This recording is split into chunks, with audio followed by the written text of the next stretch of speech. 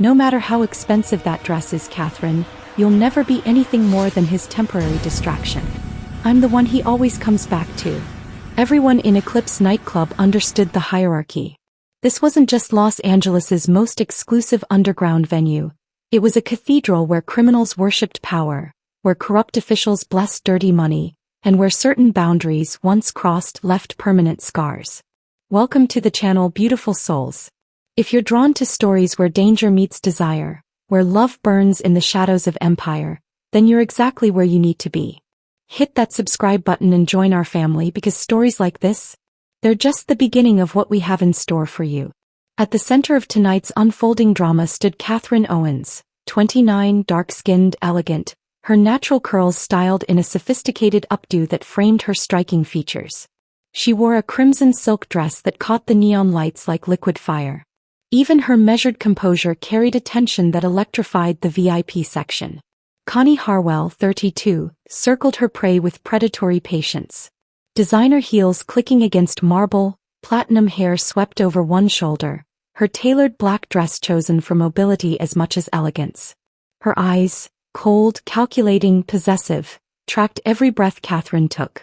It was common knowledge that Connie's position in Zhang Sangwu's organization wasn't just earned through competence, but through an obsession that bent the rules, twisted loyalties, and broke anyone who threatened what she considered hers.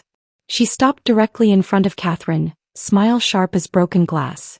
"Let me explain something about how things work in Sangwu's world," Connie said, her voice carrying across the sudden hush.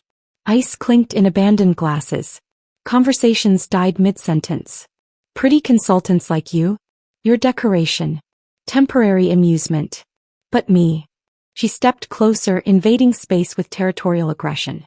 "I'm infrastructure." A murmur rippled through the gathered crime lords, politicians, and their companions. Some curious, some hungry for blood, some quietly calculating how to profit from the confrontation. Catherine met Connie's gaze with steady defiance, refusing to retreat, refusing to flinch. All around her, Los Angeles's underworld elite watched, some with pity, most with anticipation, all relieved the target wasn't them. Not satisfied with intimidation alone, Connie reached for the kill. Her manicured nails suddenly seized the draped neckline of Catherine's crimson dress. "You know what's remarkable?" she announced to the crowd, voice rising with theatrical venom. "How women like you think you can just walk into our world, batting your eyelashes, playing educated and refined, and somehow that makes you special. But underneath all that expensive silk." She yanked hard. The fabric resisted, then surrendered with a sickening rip that echoed through the club. "You're still just another body trying to use what you have to climb where you don't belong." Cell phones materialized like weapons, dozens of cameras capturing Catherine's exposure as crimson silk tore away, revealing smooth brown skin and vulnerability to a room designed to devour both. The tear traveled from shoulder to waist, fabric separating in slow motion while the bass-heavy music pounded indifferently. Connie's lips curled in triumph, her grip tightening for another pull, for complete humiliation, for absolute dominance. Then the music died. Not faded, cut. Brutally, completely, as if someone had severed the club's throat. The massive entrance doors, 30 feet of reinforced steel and one-way glass, swung open with hydraulic precision. Zhang Sangwu entered flanked by 6 of his personal guard, their synchronized movements speaking of military training and absolute loyalty. He wore a charcoal suit tailored to emphasize the dangerous grace of his build, subtle tattoos visible at his throat and wrists, markings that told stories of blood and honor in equal measure. His dark eyes swept the frozen tableau with lethal precision, taking in Connie's grip on the ruined dress, Catherine's exposed defiance, the circling phones, the hungry crowd. The temperature plummeted. Breath caught in throats throughout the VIP section. Hands slowly lowered phones without being asked. Even the bartender stopped mid-pour. Sangwu's expression remained unreadable, not angry, not surprised, simply present in a way that reminded everyone exactly who controlled Eclipse, who owned the night, whose mercy they all existed upon. His gaze locked on Connie's fingers, still clutching crimson silk, and something ancient and dangerous flickered behind his eyes. "Connie." One word. Quiet. Absolute. Her hand froze. For the first time since Catherine had entered Sangwu's orbit, she saw genuine fear crack through Connie's facade. But beneath that fear swirled something worse: betrayal, rage, and the kind of obsessive hurt that births monsters. As Connie's grip slowly released, her eyes promised that this wasn't finished. That blood would answer for this humiliation. That someone would pay. Sangwoo's attention shifted to Catherine, and the space between them crackled with unspoken history, forbidden desire, and the weight of impossible choices neither had yet made. His jaw tightened imperceptibly, the only indication that seeing her exposed, vulnerable, marked by another's violence affected him at all. What happened next would set three colliding forces on a path toward destruction, revelation, and a reckoning that would burn Los Angeles's criminal empire to ash. 2 weeks earlier, the manila folder landed on Catherine's desk with the weight of a death sentence. Her FBI handler, Agent Marcus Rivera, stood by the window of the secure briefing room, backlit by downtown Los Angeles's glittering skyline. A city that looked clean from this height, its rot hidden beneath chrome and glass. "Jong Sang-woo," Marcus said, his voice carrying the exhaustion of a man who'd seen too many monsters walk free. "Korean national, 34, runs what appears to be a legitimate international art acquisition business.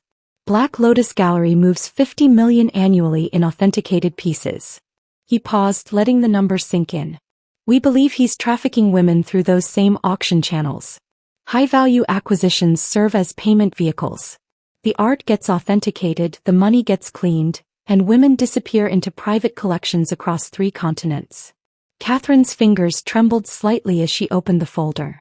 Professional photographs, surveillance images, financial records, and then his face. The room tilted. Her breath caught somewhere between her lungs and throat, trapped like a scream she couldn't release. Those eyes. That dangerous elegance. The slight scar above his left eyebrow she'd traced with her fingertips 3 years ago while he whispered promises in the dark. "Jean," she breathed, the name escaping before she could stop it. Marcus turned sharply. "You know him." She forced her expression neutral, years of training slamming into place like armor. "No.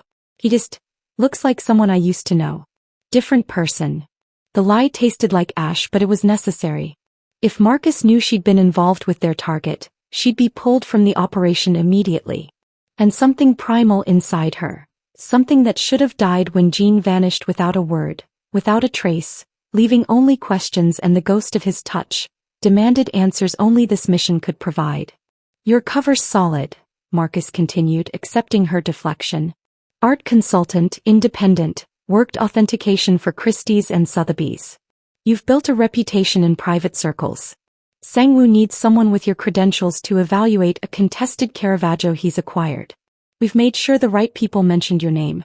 He'll reach out." At her luxury apartment in Silver Lake, FBI funded, carefully staged to suggest inherited wealth and refined taste, Catherine stood before her bathroom mirror that evening, staring at a woman she barely recognized. 3 years ago she'd been younger, softer, believing in love at first sight when a charming businessman named Jean swept into her life at a gallery opening. He'd been magnetic, attentive, dangerous in ways that thrilled rather than terrified. Their 6 months together had been intense, all-consuming, the kind of connection that rewrote your understanding of intimacy. Then he'd vanished. No goodbye, no explanation, just empty space where he'd existed. Now she understood. Jean had never existed. Only Jong Sang-woo, trafficker, criminal, the man she'd given herself to completely while he'd worn a mask of lies. Her phone vibrated. Encrypted message routed through 3 proxies. The Black Lotus Gallery logo appeared, elegant and venomous. "Miss Owens, your expertise has been recommended for a private evaluation. An exclusive auction requires discretion and exceptional skill. Your presence is requested this Friday evening. Transportation will be provided. Personal invitation from the proprietor." Her hands steadied as she typed her acceptance. The trap was set, but Catherine couldn't shake the feeling that she wasn't the hunter in this scenario. Somewhere in that gallery, Jean, no, Sang-woo waited, and whether he remembered the woman he'd destroyed or saw only another piece to acquire remained the most dangerous question of all. As she set down her phone, Los Angeles glittered outside her window like a beautiful, poisonous thing. In 48 hours she'd walk back into the arms of the man who'd shattered her, this time carrying a wire and a mission that demanded she sacrifice whatever heart she had left. The Black Lotus Gallery occupied a converted warehouse in the Arts District, All exposed brick and industrial steel transformed into a temple for the obscenely wealthy. Catherine's heels clicked against polished concrete as she entered, her burgundy dress chosen for professional elegance and the hidden wire sewn into its lining. Priceless paintings lined walls illuminated by precise track lighting. Each canvas worth more than most people earned in a lifetime, each potentially concealing transactions that bought and sold human souls. She stopped before the contested Caravaggio, a brutal depiction of Judith beheading Holofernes, all shadow and violence and feminine rage. The authentication was questionable, the provenance suspiciously clean. As she studied the brushwork, awareness prickled across her skin like electricity before a storm. That presence. The one that used to make her feel dangerously, recklessly alive. Beautiful, isn't it? His voice came from behind her, rich and dark as aged whiskey, carrying an accent that shaped English into something exotic and precise. The way Caravaggio captured power-shifting hands. One moment of absolute vulnerability determining everything that follows. Catherine turned slowly, giving herself 3 seconds to breathe, to remember her training, to become someone other than the woman who'd shattered when he disappeared. Zhang Sangwu stood 5 feet away, more devastating than memory had preserved. His charcoal suit was Seville Row perfection, tailored to emphasize shoulders that suggested violence held in check. But it was the changes that stopped her heart. Subtle tattoos now decorated his throat, intricate Korean script that vanished beneath his collar, and more ink traced his wrists where platinum cufflinks caught the light. These weren't decorations. They were declarations, markings that told stories of blood oaths and criminal hierarchy. Their eyes met. Recognition detonated between them like a flashbang. Instant, blinding, impossible to ignore. She watched his pupils dilate fractionally, watched his jaw tighten almost imperceptibly, watched something that might have been pain or hunger or fury flicker behind that carefully controlled expression. "Mr. Zhang," she said, extending her hand with professional courtesy that cost her everything. "Your acquisition is remarkable, though I'll need time to verify authenticity." He took her hand, his grip firm and warm and achingly familiar. "Please call me Sangwu. And you're Miss Owens, though I suspect you've been called many things." His thumb brushed across her knuckles, deliberate, possessive, a ghost of intimacy that shouldn't exist between strangers. "Your reputation precedes you. I require someone with your particular expertise." The game was excruciating. He acted as though their past was a deleted file, maintaining cold professionalism even as his gaze kept drifting to her mouth, lingering on the curve of her neck where he'd once traced promises with his lips. Every word between them carried double meaning. Every glance a reminder of nights when they'd spoken in gasps and skin and desperate truth. "The Caravaggio concerns me," Catherine said, pulling her hand free and returning to the painting, needing distance before her composure cracked. "The provenance suggests it survived the war, but these brushstrokes are perfect," Sangwu interrupted, moving beside her, close enough that his cologne, different now, darker, more expensive, invaded her senses. "Because I paid 3 million to make them perfect. Authentication is theater, Miss Owens. We both know that. What I need is someone who understands which lies are worth believing." The admission was a test, a challenge, an invitation into complicity. Around them, Los Angeles's elite circulated through the gallery, their laughter artificial, their conversations coded negotiations for things that should never be bought or sold. The auction began at 8. A carefully orchestrated performance where art served as currency for transactions the IRS would never trace. Afterward, as guests departed into their chauffeured luxury, Sangwu cornered her near the gallery's private elevator. "Work for me exclusively," he said, and it wasn't a request. "Consult on my acquisitions. Authenticate my collection. I'll pay whatever your rate is and triple it." "Why me?" Catherine asked, though she knew the answer burned in the minimal space between their bodies. "Because you see past surfaces to what's real underneath." His hand rose, almost touching her face before he caught himself, his control fracturing for just a moment. "And because I don't trust easily, but something about you feels familiar." She accepted, sealing her fate with a handshake that lasted 3 seconds too long. As she turned toward the exit, movement in the shadows caught her eye. A woman watched from the gallery's second floor, platinum hair, predatory grace, eyes burning with territorial rage so intense it felt like a physical touch. Connie Harwell, though Catherine didn't know her name yet, only recognized the look of someone who'd kill to protect what she considered hers. The woman smiled, slow and poisonous, a promise that blood would flow before this ended. Catherine walked into the Los Angeles night knowing she just entered a war where the battleground was Sangwoo's heart, and the casualties would be measured in far more than broken cover stories. Sangwoo's private collection occupied the entire 42nd floor of a downtown high-rise where glass and steel pierced the Los Angeles skyline like a blade.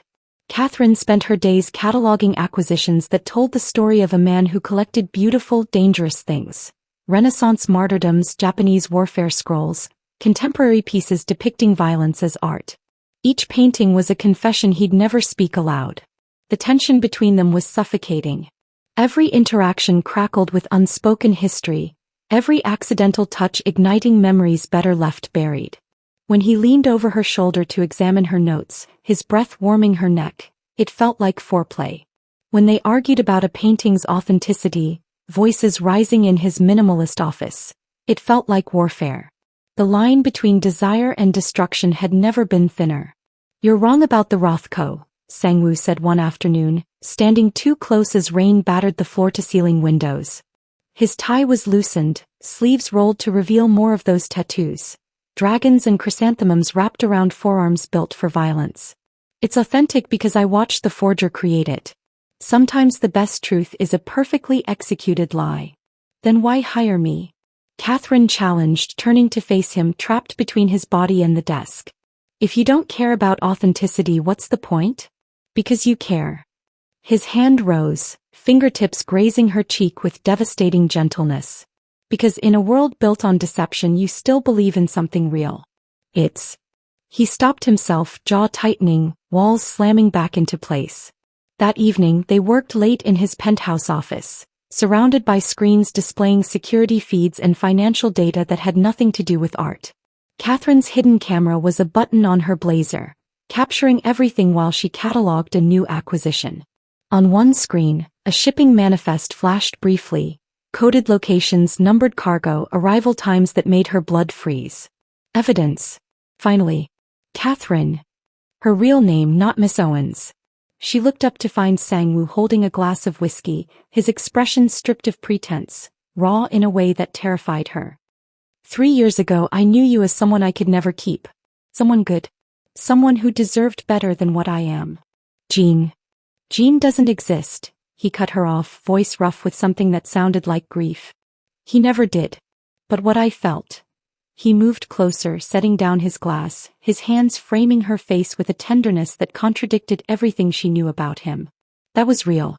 The only real thing in my life. And I left because staying would have destroyed you. My world, the things I'm involved in, they don't allow for love. They don't allow for weakness. And you were both. His vulnerability gutted her, made the wire against her skin feel like betrayal, made her mission impossibly complicated. When his lips brushed hers, tentative, asking permission he'd never needed before, she responded despite every protocol, despite every warning, kissing him back with 3 years of unresolved hunger and rage and heartbreak. His hands tangled in her hair, pulling her against him, and for 30 seconds the lie dissolved, leaving only the desperate truth of two people who'd never stopped wanting each other. She pulled away first, breathing hard, her lipstick smeared across his mouth like evidence. This can't happen. I know. But his thumb traced her lower lip, possessive and tender. Doesn't make it less true. The parking garage was concrete and shadow when Catherine left that night, her mind spinning with the manifest's details and the ghost of Sangwoo's kiss. She didn't hear Connie approach until cold steel pressed against her spine. Walk, Connie hissed, shoving her between parked cars, away from cameras, into darkness that swallowed screams. You think I don't see what you're doing? Playing innocent, making him remember, acting like you're special? Catherine turned slowly, assessing threat level. Connie held a knife casually, expertly, like someone who'd used it often. I'm just doing my job. Your job. Connie laughed, the sound brittle and vicious. I've been his second in command for 5 years. I've killed for him, bled for him, built this organization beside him. And you waltz in with your educated voice and your doe eyes, thinking you can take what's mine? The blade pressed against Catherine's throat, drawing a single drop of blood. He'll forget you like he forgot before. But if I see you touch him again, if I catch you looking at him like you did tonight, I'll carve your face so badly even he won't recognize what's left. Am I clear? Catherine held her gaze, refusing to flinch. Crystal. Connie smiled, withdrew the knife and disappeared into shadow, leaving Catherine bleeding and breathless. She just received confirmation of two crucial facts. Connie wasn't just a jealous ex, she was a killer embedded in Sangwoo's operation. And the war Catherine had walked into would only end when someone died. The crimson dress arrived at Catherine's apartment in a black box tied with silk ribbon, no card, no explanation necessary. She knew his hands had selected it, imagined his fingers running along the fabric, envisioning how it would cling to her body. The gesture was intimate, possessive, a claim wrapped in expensive silk that blurred every professional boundary she tried to maintain. His text came an hour later. Eclipse. Tonight. This world doesn't forgive and it doesn't forget. Come prepared. Sangwoo's mansion sprawled across the Hollywood Hills like a sleeping dragon, all clean lines and bulletproof glass overlooking a city that glittered with sins. Catherine arrived at dusk, the crimson dress sheathed around her body, but the complicated closure defeated her fumbling fingers. She found him in his private study, surrounded by monitors displaying security feeds and encrypted communications. A war room disguised as luxury. I need help, she admitted, turning her back to him, exposing the intricate series of hooks and silk-covered buttons that traveled her spine. The silence stretched, heavy with unspoken want. Then his hands were on her, fingertips grazing skin as he worked each closure with devastating patience. His breath warmed her shoulder blade, his knuckles dragging deliberately along her spine, turning a simple task into an act of worship. She felt his restraint in every controlled movement, felt the tension vibrating through his body as he stood inches away, touching her with professional precision while everything between them screamed for more. This world I'm taking you into tonight, he said quietly, his lips nearly brushing her ear. It's brutal. These people, crime lords, corrupt officials, traffickers, killers, they sense weakness like sharks sense blood. They'll test you, proposition you, try to buy or break you. His hands paused at the last hook, resting against her lower back. Walk away now, Catherine. Go back to whatever life you had before. Because once you enter Eclipse on my arm, they'll see you as mine. And that makes you a target for everyone who wants to hurt me. She turned within the circle of his arms, meeting his dark eyes. I'm stronger than you think. And I'm not walking away. Something predatory and pleased flickered across his face. Then stay close. Trust no one. And remember, his thumb traced her jaw. In that room every smile hides a knife. Eclipse pulsed with dangerous energy, the bass so deep it vibrated through bone. The VIP section was a who's who of Los Angeles's criminal elite. Russian bratva bosses in $1,000 tracksuits, cartel representatives with dead eyes and ready smiles, tech CEOs laundering money through cryptocurrency, politicians whose campaign photos hung in City Hall. Catherine moved through them like a dancer through fire, her cover story practiced and perfect, her hidden recording device capturing every incriminating word. Art consultant? A city councilman leered, his hand drifting too close to her hip. Sangwoo always did appreciate beautiful acquisitions. I authenticate valuable pieces, Catherine replied smoothly, stepping away with practiced grace. Though I suspect much of what happens here tonight wouldn't survive scrutiny. He laughed, delighted by her audacity. Smart and gorgeous. Careful, darling. This world eats women like you alive. Across the room, Sangwoo watched with predatory focus, his attention tracking her every movement, every interaction, every man who looked too long or stood too close. His possessiveness was palpable, a territorial claim that everyone recognized. She gathered intelligence from conversations about shipping routes and payment schedules, from careless admissions made over expensive vodka, from the casual way these monsters discussed human cargo like discussing the weather. But Sangwoo's attention didn't go unnoticed. From a shadowed alcove, Connie Harwell watched them both, her platinum hair catching neon light, her expression twisted with jealous fury. She nursed a martini like nursing a grudge, her free hand tracing patterns on the bar, unconscious movements Catherine recognized as someone planning violence.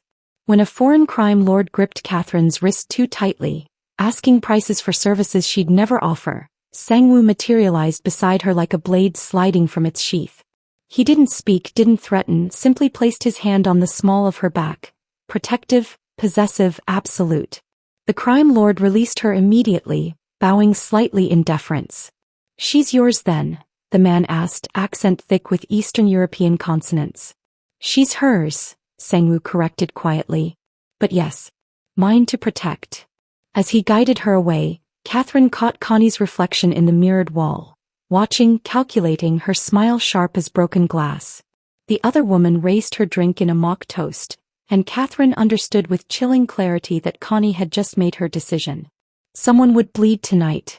Someone would pay for Sangwoo's attention, for his protection, for the way his hand rested against crimson silk like a brand. The question wasn't if Connie would strike, but when. And in a room full of predators, with her cover growing thinner by the moment and her heart dangerously compromised, Catherine realized she'd walked into a trap with no clear exit. Across the dance floor, Connie set down her glass and began moving through the crowd with purposeful grace, her eyes locked on Catherine like a missile finding its target. If you're hooked on Catherine and Sangwoo's dangerous dance, drop a comment below and smash that subscribe button. Let us know, are you Team Catherine or do you understand Sangwoo's darkness? Connie struck with the precision of someone who'd been planning this moment for hours, days, perhaps since the instant Catherine walked into Sangwoo's life. She materialized from the crowd like a predator breaking cover, her smile venomous and beautiful, her designer heels clicking against marble with rhythmic menace. "Let me teach you something about expensive dresses, Catherine," Connie said loud enough for the entire VIP section to hear. Conversations died. Heads turned. Cell phones rose like weapons preparing to fire. No matter how well they fit, they're still just fabric wrapped around something disposable. Her manicured nails seized the draped neckline of Catherine's crimson dress before she could react. The grip was iron, territorial, absolute. Catherine's instinct was to fight. FBI training screamed tactical responses, but her cover demanded she be a civilian, shocked and vulnerable. So she stood frozen as Connie's knuckles whitened with effort. "You think because he looks at you, because he gave you this dress, because he touches you like you're precious, that makes you special?" Connie's voice rose with theatrical venom, performing for the crowd of crime lords and corrupt officials who circled like sharks drawn to blood. "You're just another educated whore trying to use what she has to climb into a world where she doesn't belong." The fabric resisted, silk straining against seams. Then Connie yanked with savage force. The dress tore with a sound like a scream, a sickening rip that echoed through the club, through Catherine's carefully constructed cover, through her dignity. Crimson silk separated from shoulder to waist, exposing smooth brown skin, the lace of her undergarments, vulnerability manufactured for an audience of predators. Cell phones captured everything. Dozens of cameras documenting her humiliation, her exposure, this public claiming of territory. The crowd pressed closer, sensing entertainment, sensing dominance being established in the ancient language of female warfare. Some faces showed pity. Most showed hunger. All of them watched like this was a show they'd paid admission to witness. But Catherine refused to cower. Even as fabric hung in ruins, even as Connie's grip tightened for another tear, for complete destruction, she met those hateful eyes with defiant grace. She wouldn't give this woman, this killer who'd threatened her in a parking garage, the satisfaction of seeing her break. Connie's lips curled in triumph, her free hand rising to strike exposed skin, to leave marks that would brand Catherine as conquered. "You'll never." The music died. Not faded. Executed. 30 feet of reinforced doors swung open with hydraulic precision. Zhang Sangwoo entered flanked by his personal guard, their synchronized movements military precise, lethal. He wore charcoal perfection, his expression unreadable, but his presence commanded instant submission. The temperature plummeted. Breath caught in throats. Hands slowly lowered phones without being ordered. His dark eyes swept the frozen tableau, Connie's fingers clutching ruined silk, Catherine's exposed defiance, the circling vultures with their cameras. Something ancient and dangerous flickered behind his controlled mask, something that made even hardened crime lords step back involuntarily. "Connie." One word. Quiet. Absolute. A blade sliding through pretense. Her hand froze mid-strike. For the first time since Catherine had entered this world, she saw genuine fear crack through Connie's facade. But beneath that fear swirled something worse. Betrayal so profound it bordered on madness. rage that promised retribution, obsessive hurt that births monsters. Connie started, her voice cracking. Release her. Not a request. A fact of reality asserting itself. Connie's fingers slowly uncurled from crimson silk, but her eyes never left Catherine's face, promising that this wasn't finished, that blood would answer for this humiliation, that someone would die before this war ended. Sang-woo moved through the crowd like a blade through water. He removed his jacket without ceremony, draping it over Catherine's shoulders, warm from his body, carrying his scent, a gesture of protection that publicly claimed her in a language every person in that room understood perfectly. His hands lingered on her shoulders for 3 seconds, possessive and gentle. Connie's face contorted with rage and betrayal so visceral it was almost obscene. You're choosing her? After everything I've done for you? After 5 years of... Enough. Sang-woo's voice carried lethal warning. We'll discuss this later.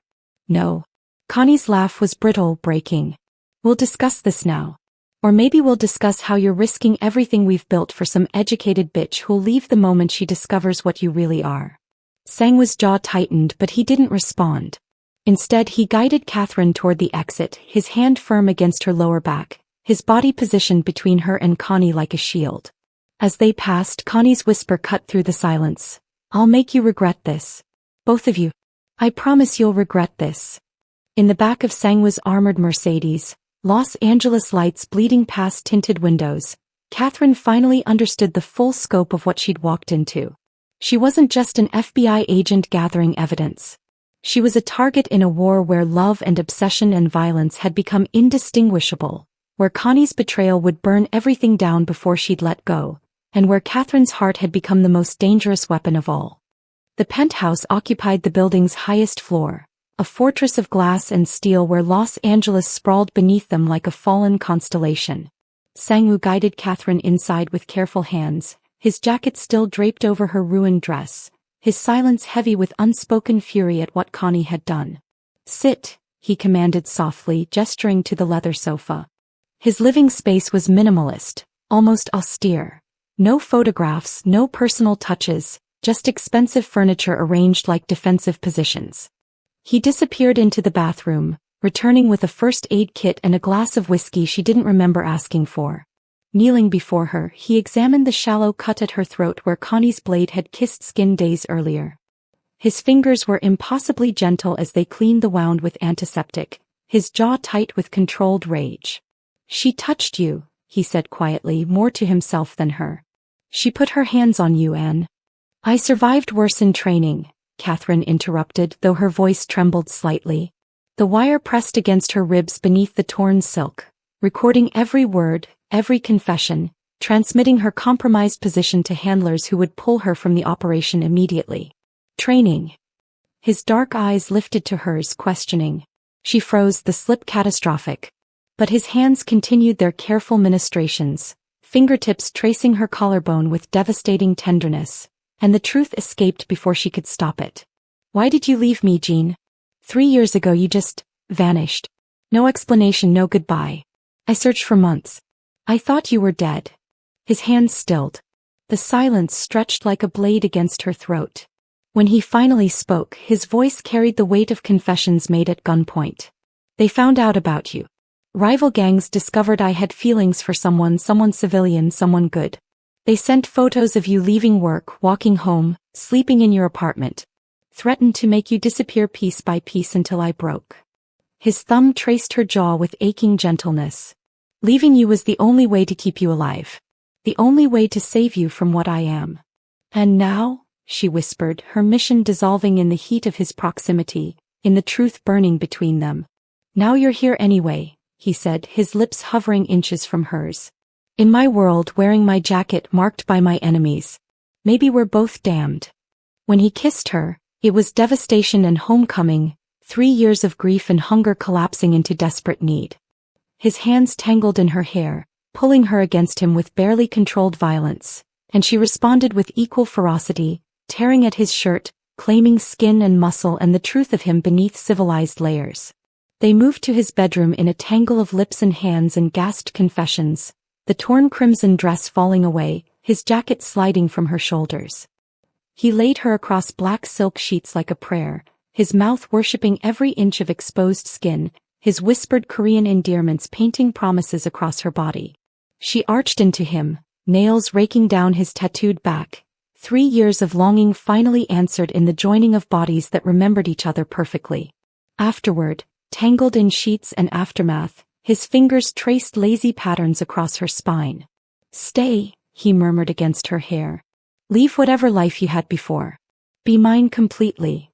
Miles away in a surveillance van, Agent Marcus Rivera listened to the recording with professional horror, recognizing the sounds of an agent who'd crossed the line from undercover to compromised. He reached for his phone, preparing to extract her before the situation became fatal. In her private office, Connie rewound security footage for the 5th time, her smile sharp as she zoomed in on Catherine's blazer button. The unusual placement, the slight bulk, the telltale wire of a federal recording device. She picked up her encrypted phone, scrolling through contacts until she found the one labeled simply "Cleanup." Her message was brief. "Federal agent. Sangwoo's penthouse. Handle it quietly." As Catherine drifted toward sleep in Sangwoo's arms, believing herself safe in this sanctuary of glass and secrets, armed men entered the building's lobby 42 floors below. Catherine's phone vibrated at 4 a.m., dragging her from sleep wrapped in Sangwoo's arms. The encrypted message glowed accusatory in the darkness. "Extract now. Cover blown. Raid moving to 0600 tomorrow." This is not a request. Her blood turned to ice. She slipped from the bed, padding silently to the bathroom where she'd hidden her emergency backup device in a tampon box, the one place men never looked. Marcus's voice came through harsh and urgent. "Get out. We heard everything. You're compromised and we have enough evidence to—" "There's a shipment," she interrupted, scrolling through intercepted emails she'd copied days ago, ones she'd been holding back waiting for confirmation. 48 hours. Container ship, Port of Los Angeles. 20 women, maybe more. Not your problem anymore.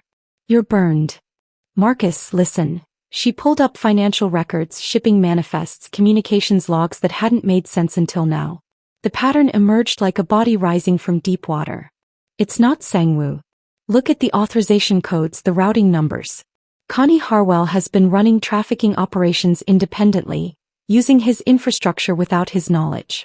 She's been building her own empire inside his organization." Silence. "Then, doesn't change anything. He's still complicit." "What if he's not?" Her voice cracked with desperate certainty. "What if she's planning to frame him, let the FBI take him down and inherit his entire network? Then he should have paid better attention to his second-in-command. You have 6 hours. After that, we're coming in with or without you inside." The call ended. Catherine stood in the darkness, evidence of Connie's betrayal glowing on her screen, and made a choice that would either save innocent lives or destroy hers. She found Sangwoo awake, standing at the windows overlooking the city, wearing only black silk pants, his tattooed back a canvas of shadows and ink. He didn't turn when she approached. "You talk in your sleep," he said quietly. "FBI protocols. Handler names. Extraction procedures." Her heart stopped. "Sangwoo." He spun, and the fury in his eyes was biblical, apocalyptic, the kind of rage that built empires and burned them down. "Everything? All of it? Jean, the gallery tonight, was any of it real or was I just your fucking assignment?" "It was real," she whispered, tears streaming freely now. 3 years ago was real. Tonight was real. What I feel is convenient." His hand slammed against the window, spiderwebbing glass. "You used me. Used what we had. Came into my life wearing a wire in my jacket and—" His voice broke. "I told you things I've never told anyone. I was going to—" He stopped, jaw clenching. "She's trafficking women." Catherine thrust her phone toward him, showing him evidence, financial trails, communications. "Connie. She's been expanding operations behind your back, using your name, your resources. There's a shipment in 48 hours and she's setting you up to take the fall. The FBI will raid, find the victims, and you'll go down for crimes she committed." He grabbed the phone, his businessman's brain analyzing data with lethal precision. She watched recognition dawn, then fury, then something colder. Calculation. "You're telling me this why? To save yourself? To make a deal? To save 20 women who'll disappear if we don't stop her?" Catherine stepped closer, unflinching despite his rage. And because despite everything, despite the lies and the mission and the fact that you're going to hate me forever, I love you. I love Jean. I love Sangwoo. I love the man who left to keep me safe and the monster who protects what's his. So hate me, kill me if you need to, but help me stop her first. The silence stretched infinite. Then Sangwoo's hand cupped her face with devastating gentleness, his thumb brushing away tears. I should kill you, he whispered. For the betrayal. For the lies. For making me feel. He kissed her, brutal and desperate. But you're right about one thing. Connie's been moving assets I didn't authorize. And if she thinks she can use my name to traffic innocents and frame me for it. His phone rang. Security. His expression darkened as he listened. Armed men. Lobby. Moving toward the elevators. Catherine's blood froze. Connie knows I'm federal. Sangwoo's smile was pure predator. Then we'd better move fast. Because if she wants war, she's about to learn why I built this empire. He grabbed weapons from a hidden safe. Guns, knives, tactical gear. FBI raid is when? 6 hours. Perfect. Enough time to save your victims and destroy my former lieutenant. He tossed her a Glock. Hope your training covered urban warfare, Agent Owens. Because we're about to fight our way out of paradise straight into hell. The elevator dinged 42 floors below, announcing death's ascent. The warehouse near the port of Los Angeles smelled of salt and diesel and impending violence. Catherine stood beside Sangwoo over a table scattered with blueprints, shipping manifests, and enough illegal weaponry to start a small war. His people, hardened men who'd killed on his orders, watched her with barely concealed hostility, knowing she was federal, trusting her only because he commanded it. Container 447B, Sangwoo said, his finger tracing the route. Connie's receiving the shipment at midnight. Standard exchange. Money for cargo. Catherine goes in as a buyer from a Dubai network. I'll position shooters on the crane structures. When the container opens and we have visual confirmation of victims, FBI moves in for the arrest. Marcus's voice crackled through Catherine's earpiece, reluctant approval mixed with warning. We'll be in position. But Jong, if this is a setup, if you're playing us, then you get to arrest a crime lord and his federal accomplice, Sangwoo finished coldly. Everyone wins except us. The team dispersed to prepare, leaving them alone in the warehouse's concrete silence. Catherine traced the tattoo on his forearm, a chrysanthemum wrapped in thorns. After tonight, she whispered, regardless of how it ends. There's no after, he said, pulling her against him with desperate force. You'll testify. I'll either die or disappear. This, his lips found hers, kissing her like drowning, like salvation, like goodbye, is all we get. Stolen moments in the space between betrayal and destruction. They made love against the warehouse wall with frantic urgency, his hands bruising her hips, her nails drawing blood down his back, both of them trying to brand this memory deep enough to survive the coming separation. When it was over, he pressed his forehead to hers, breathing hard. In another life, we'd still be impossible, she finished. But I'd choose you anyway. Midnight arrived with fog rolling off the black water, muffling sound, transforming the shipping yard into a ghost world of containers and shadows. Catherine wore a wire beneath designer clothes chosen to suggest wealth and moral emptiness. She approached the designated container where Connie waited, flanked by 6 armed men, her platinum hair severe under industrial lights. The buyer from Dubai, Connie said, her smile sharp. Though you look remarkably like a federal agent I've been tracking. Catherine's hand drifted toward her concealed weapon. You have my merchandise? Oh, I have something much better. Connie gestured and her men opened the container. But inside weren't terrified women. Inside were explosives, enough C4 to level the entire yard. Red lights blinked in synchronized countdown. I have your extinction. Yours, Sangwoo's, and every FBI agent positioned around this port. You think I didn't know? Didn't plan for this. Gunfire erupted from the crane structures as Sangwoo's men engaged Connie's forces. Bullets sparked off metal, ricocheted through fog. Catherine dove behind a container as the countdown accelerated. 4 minutes, 3, the numbers bleeding away like her chances of survival. He chose you.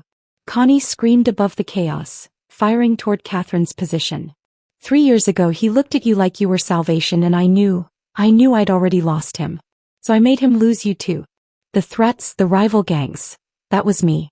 I drove him away from you just to watch him suffer. And when you came back..." She laughed, the sound fractured and terrible. "I built this trafficking empire in his name, committed atrocities he'd never authorize, turned him into the monster I needed him to be so you'd destroy him yourself." Catherine rolled left, firing twice. One shot grazed Connie's shoulder, spinning her back. But the woman kept coming, bleeding and beautiful and utterly mad. "If I can't have him, no one can. And if he won't love me," she raised her weapon, "then I'll make sure the last thing he sees is your brain matter decorating these containers." The shot never came. Sang-woo materialized from fog and shadow, his blade finding Connie's wrist, disarming her with brutal efficiency. They grappled, former allies locked in death embrace, his hands around her throat, her knee driving toward his ribs. "The bomb!" Catherine screamed. 90 seconds. Sang-woo's eyes met hers across the chaos, dark, fierce, full of everything they'd never say aloud. Then he released Connie, grabbed Catherine's hand, and ran toward the secondary container where terrified voices echoed in Arabic and Korean and Spanish. 20 women, just as intelligence promised, huddled in darkness. "Get them out," he commanded his men. "Now." 60 seconds. FBI agents swarmed the yard, evacuating victims and criminals alike. Marcus appeared, grabbing Catherine. "We have to go." Not without him, she fought free, searching fog and gunfire for Sang-woo's silhouette. She found him still there, facing Connie one final time, the woman's gun now pressed against his chest. "We die together," Connie whispered, finger tightening on the trigger. "Like we should have lived." 30 seconds. The world narrowed to impossible choices. Save herself or save the man who'd destroyed and redeemed her in equal measure. Catherine ran toward the bomb. Catherine's hands found the detonator panel with 20 seconds remaining, her training screaming through adrenaline fog. Red wire or blue? Blue wire or red? Behind her, Sang-woo's voice cut through chaos. "Connie, don't." And the distinctive sound of a gun's hammer cocking. She chose blue. Clipped it. The countdown froze at 7 seconds. When she turned, the tableau was biblical. Connie, bleeding from her shoulder, held her weapon pressed against Sang-woo's temple. His hands were raised in surrender, but his eyes tracked Catherine with fierce intensity. FBI helicopters thundered overhead, spotlights transforming the port into a stage where final acts played out under mechanical suns. Nobody moves. Connie screamed, her free hand revealing another detonator. "A backup, always a backup. I'll blow every container in this yard. Every hostage, every agent, every goddamn person who thought they could take him from me." Marcus's voice crackled through communications. "Snipers have no clean shot. She's using Zhong as a shield. Stand down, everyone stand down."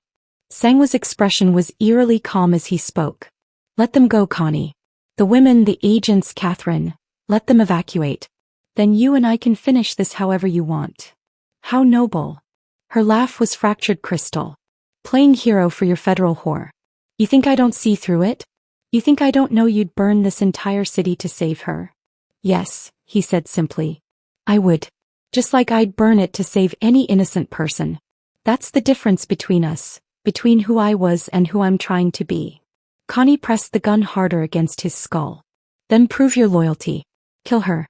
Put a bullet in Agent Catherine Owen's beautiful face and maybe, I'll believe you still remember who you are." The demand hung in salt air and fog, impossible and absolute. Sang-woo's eyes found Catherine's across 20 feet of concrete. She saw his answer before he spoke it, saw the transformation complete. The criminal becoming the man, the monster choosing humanity. "No." His voice carried absolute certainty. "I love her more than power. More than this empire. More than my own survival. And if that makes me weak in your eyes, then I'm weak. But I'm finally free."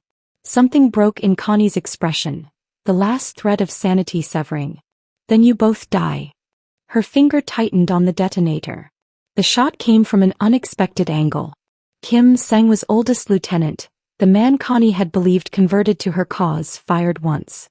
The detonator exploded from her hand, plastic shrapnel embedding in concrete. She screamed, spinning toward this new betrayal, her gun leaving Sang-woo's temple for one fatal instant. He moved with lethal grace, disarming her, forcing her to the ground. But Connie twisted free with desperate strength, her hand finding the knife at her ankle, launching herself toward Catherine with murder in her eyes and nothing left to lose. Sangwoo's choice was instantaneous. He threw himself between them, the blade meant for Catherine's throat finding his shoulder instead. They fell together, his weight pinning Connie as FBI agents swarmed the yard, weapons drawn, shouting commands that dissolved into the chaos of arrest and aftermath. When they pulled Sangwoo off her, Connie was weeping, handcuffed, broken. "I loved you," she sobbed. "I loved you and it wasn't enough. I was never enough." "No," he said quietly, his shoulder bleeding through expensive fabric. "You were obsessed. Love doesn't destroy. Love doesn't traffic innocence to prove a point. Love," his eyes found Catherine's, "love sacrifices." The aftermath unfolded in paperwork and testimony, in 47 women reunited with families, in corruption exposed across 3 continents. Connie's network fell like dominoes, politicians, officials, businessmen, all tumbling into federal custody. But Sangwoo, despite his cooperation, faced consequences for years of criminal enterprise. The deal was fair. Testimony for reduced sentencing. 20 years, possibility of parole in 12. Federal holding facility, 3 days before his transfer to permanent incarceration. Catherine sat across bulletproof glass, phone pressed to her ear, staring at the man she'd destroyed and saved in equal measure. "You look terrible," she attempted, her voice breaking. His smile was soft, genuine. "Prison orange isn't my color." His hand pressed against the glass. "Catherine, don't." Tears streamed freely. "Don't say goodbye. Don't tell me to move on or find someone else or—" "I was going to say thank you." His dark eyes held hers with devastating tenderness. "For seeing past the monster. For believing I could be more. For giving me something worth surviving 12 years for." She pressed her palm against the glass, matching his. "When you get out." "If I get out." "When," she insisted fiercely. "When you get out, if you want redemption, if you want a life that's real, I'll be here. Waiting. However long it takes." His expression cracked, raw emotion bleeding through. "I don't deserve you." "No," she agreed, smiling through tears. "But you're stuck with me anyway." The guard announced time. Sangwoo stood, but his eyes never left hers. "Catherine, in another life. We're going to make this life work," she promised. 12 years.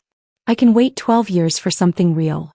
She walked out into Los Angeles sunlight, forever changed by the darkness she'd survived and the impossible love she refused to abandon.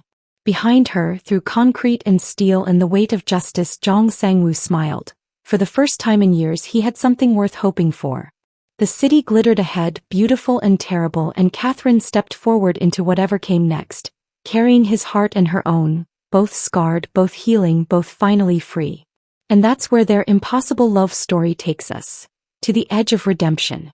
If this story of forbidden passion and dangerous choices captured your heart, show some love with a like and subscribe. Drop a comment letting me know where you're watching from. Are you team sacrifice or team survival? And don't go anywhere. My next video drops soon with another tale of love that defies all boundaries. Trust me, you won't want to miss it. Until then, stay dangerous, stay passionate, and remember, the best love stories are written in shades of gray.